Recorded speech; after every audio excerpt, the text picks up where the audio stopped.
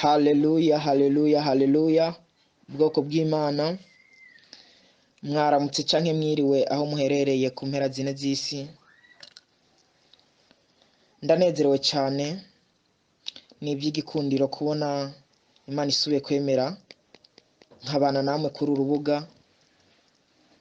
Sinobifata ibisanzwe, ariko vy'ukuri ni imbabazi, ni urukundo rwinshi, ni ubuntu bwinshi Imana yatugiriye, kuko hari benshi batashoboye kugira amahirwe yo kubona uyu munsi, ariko twebwe Imana yavyemeye.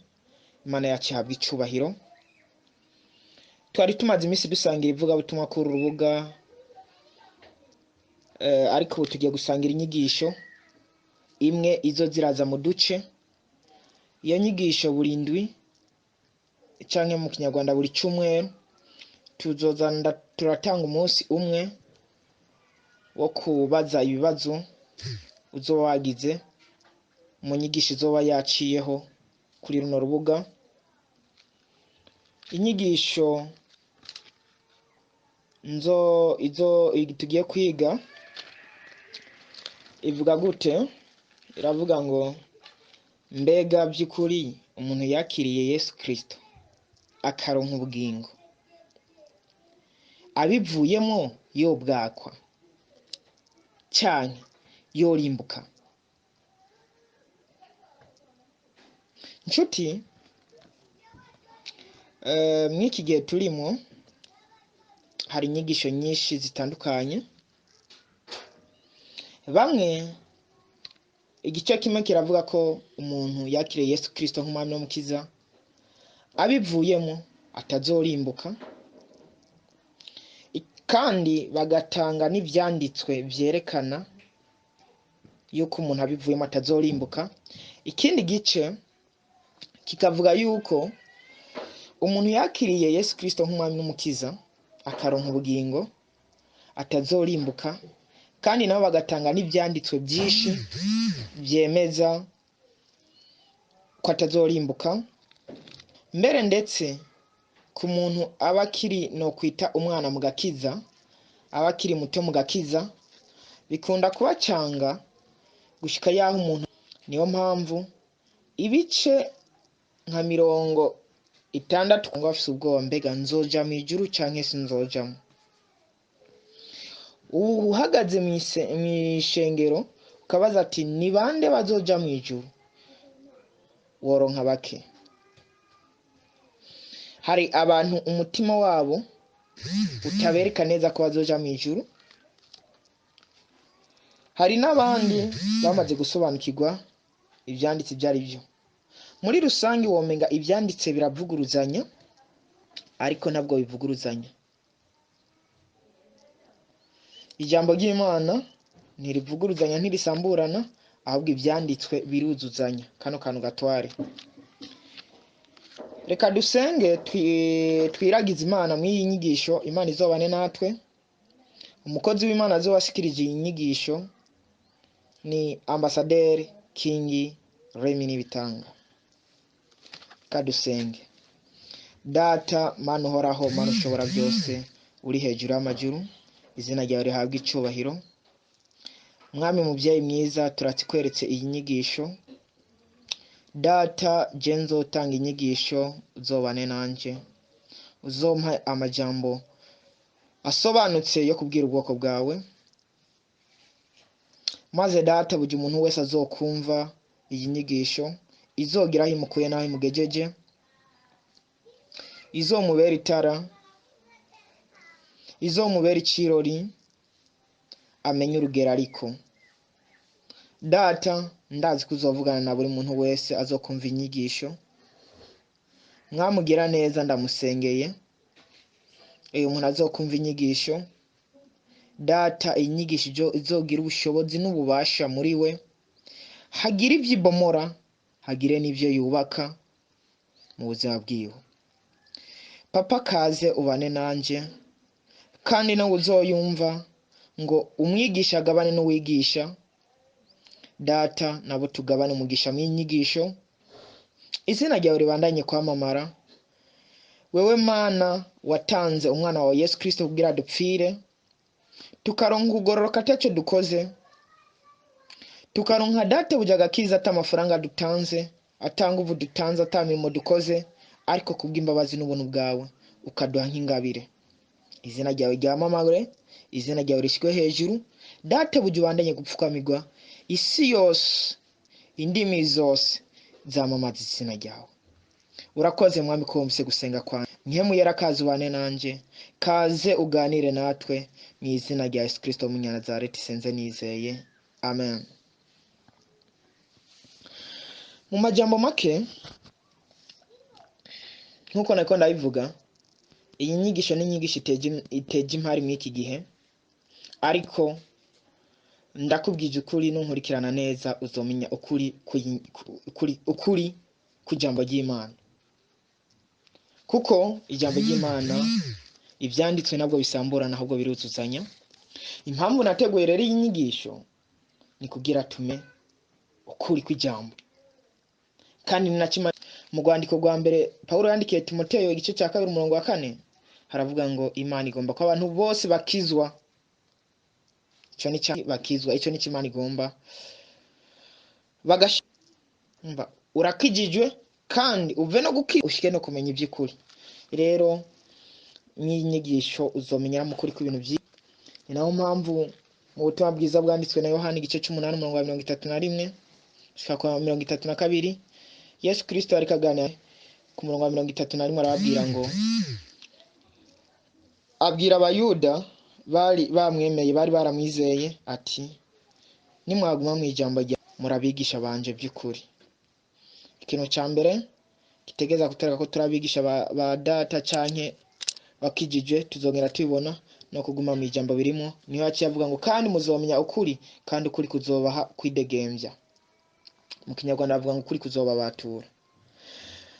Nukuri ukuri umaze kukumenya ubu widegembya, ariko kino cyanditswe abantu benshi barakunda kwikoresha. Ishengero ryari ryo ryose aho riri, umuntu wari wese ariko arigisha, ngivyo ndiko ndababwira nukuri dukeneye kuza turasuzuma ibyo tuko turumva mu iki gihe, kuko abantu benshi baza bavuga ngo ugiye kumenya ukuri ngo kandi ukuri ni ukumenya uzohwidegembya, ariko ugasanga ibyo ariko aravuga keshi ntabwo ari ukuri kw'ijambo ry'Imana. Ariko Yesu Kristo yarabisobanuye, ariko arasengera ishengero, ariko arasengera jewe nawe uri kuranyumviriza. Mu butumwa bwiza bwa Yohana 17:17 abivuga ati, data ubeze mu kuri, ijambo ryawe niryo kuri. Burya ukuri ni jambo. Niyo mpamvu Pilato yabajije Yesu ngo ukuri niki. Yesu aranuma impamvu yanumye nuko Pilato yarahagaranye n'ukuri. Ijambo n'ukuri kandi Yesu Kristo ni jambo. Arinumira. Ariko kandi hari igihe ikinyoma kiba kinini, ugasanga ikinyoma kibaye kirekire gihindutse ukuri. Akarorero muzokumva ibintu turirimba ariko ari kinyoma. Ico kinyoma rero iyo cyabagumye kivugwa kigahinduka ukuri. Uzokumva abantu baririmba ngo Yesu ni nshuti sinzomuheba, yangiriye neza ukumva abantu baririmba by'ukuri icyo nico. Ukumva abantu umuntu ariko araririmba ngo Yesu ngo izi number 1, ngo si uwa mbere, si uwa kabiri, si uwa gatatu, ngo ni uwa mbere.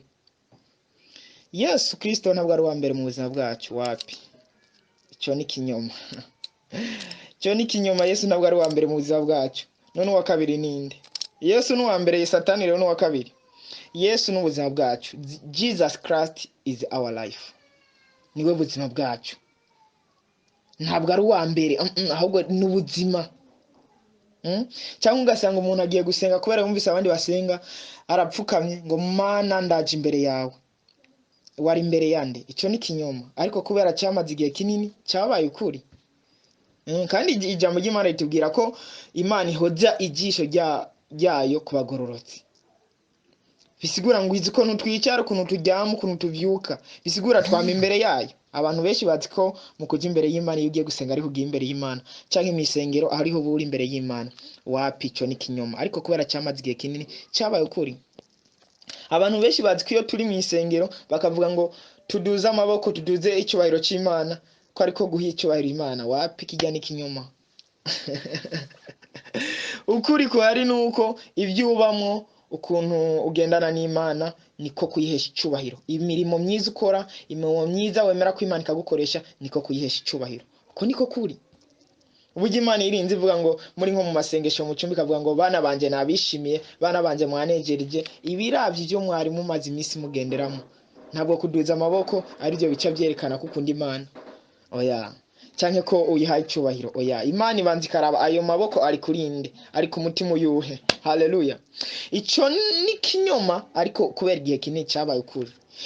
Ikindi nk'umuntu nkatwe mu Barundi kera abantu bakijanga agiye nko kugusora avuga ngo tugenda guha agacupa kamwe. Burya icupa barisubirije inzoga. Nk'ubutanye umuntu mu rugo kamubwira ati uze kunsanga mu rugo ndaguha icupa wangu. Akaza ugaca ugenda ugafata ikidaji ukakimuha, yo gukubita no kugutuka yo gutuka kuko yamenye azi kwicupa ringana inzoga. Rero wewe ukoze ukuri ariko uko kuri aragagukubitira. Burya ukuri rero kurahinyuzwa ariko kuri sikwishi ukuri ni kumwe. Niyo mpamvu n'inyigisho tuzokwigamo ibintu byinshi, tuzovugiramo ibintu byinshi, tuzoganira ibintu byinshi, kandi ndazi ko umuntu wese azokurikirana inyigisho azomenya ukuri. Ariko nkuko bimeze ntabwo tubona uko umuntu yakiriye Yesu Kristo akaronka ubugingo ko abivuyemo yobwaka canke azorimbuka tutamaze kubona ubugingo umuntu aburonka gute, agakiza umuntu akaronka gute. Tuzobanza tubone agakiza niki, agakiza ninde. Icyo ni kibazo umuntu wese yoganza kugira iki, tuzobanza kwigira hamwe tukaraba icyo ari cyo. Ni iki kiduhesha agakiza? Ni ryari umuntu amenya ko yakijijwe? Umuntu yakijijwe yagumana agakiza gute? Mbega agakiza karakoregwa? Ijambo ry'Imana ijambo ry'Imana ko ritubwira ko twakijije, mbega twakijijwe iki? Ijambo ry'Imana rikatubwira ko turiko turakizwa iki? Ijambo ry'Imana rikatubwira ngo tuzokizwa n'ivyanditswe byinshi, tuzokizwa iki? Mbega agakizwa by'ukuri karamaze kuzura? Itandukaniro ry'agakiza ko mu isezerano rya kera n'itandukaniro ry'agakiza ko mu isezerano bishya ni irihe? Mbega by'ukuri agakiza n'amajambo canke n'ibikorwa? Mbega iyo umuntu akijijwe ni ikihe gikorwa acatangura gukora? Mbega iyo ukijijwe uhabwa iki? Ivyo byose ni ibintu tuzogenda turagira iki, turigira hamwe, tuzogenda turarabira hamwe kugira dutahure dushike gutahura ukuri ukuntu umuntu yakijijwe cyangwa umuntu yakiriye Yesu Kristo ko abivuyemo yo kwakwa ubugingo yakiriye canke yorimbuka. Ivyo byose ni ibintu tuzongera turaganira hamwe, kandi ndazi iyi nyigisho nuyikurikirana neza uzokumva mu byinshi. Imana iguha umugisha. Urakoze gukurikirana intangamarara incamake y'uyu munsi. Ejo tuzokurikiranira hamwe tubanze turabe agakiza niki, agakiza ninde, niye tandukaniro ry'agakiza kavuga mu isezerano rya kera no mu isezerano ry'ubu, kugira dushike aho dushaka gushika. Murakoze. Mwari kumwe na Ambassadeur King Remy Nibitanga. Mwarahezagiwe. Imana ibaha umugisha. Shalom, shalom, shalom.